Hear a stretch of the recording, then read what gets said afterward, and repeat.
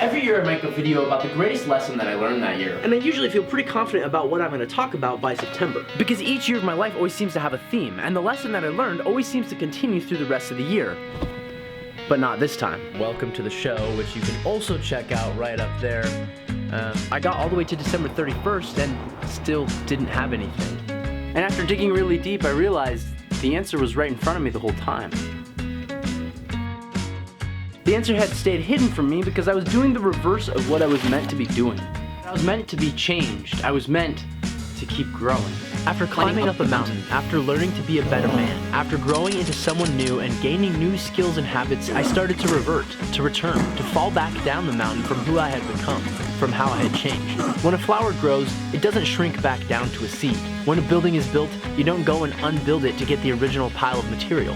When a baby walks, it keeps going until it can run. It doesn't just sit back down and go back to the slower travel of crawling.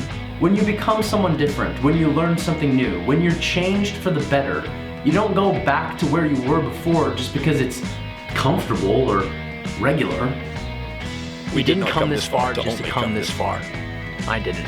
God didn't put me through all these experiences and lessons so that I could stand up and forget them. If we do not progress in life, there is no purpose in life. We are meant to grow. That's why they call it the journey, the story of life. If we were meant to stay the same and we weren't meant to change, you'd call it the wall of life, which frankly sounds pretty stupid. But that's because we're meant to grow. We're meant to move forward. Growing forward or failing forward, learning, becoming, changing. We must constantly seek to be better. We must, or else life has no purpose. In 2024, I didn't learn because I wasn't stretching. I didn't change. So next year, I will.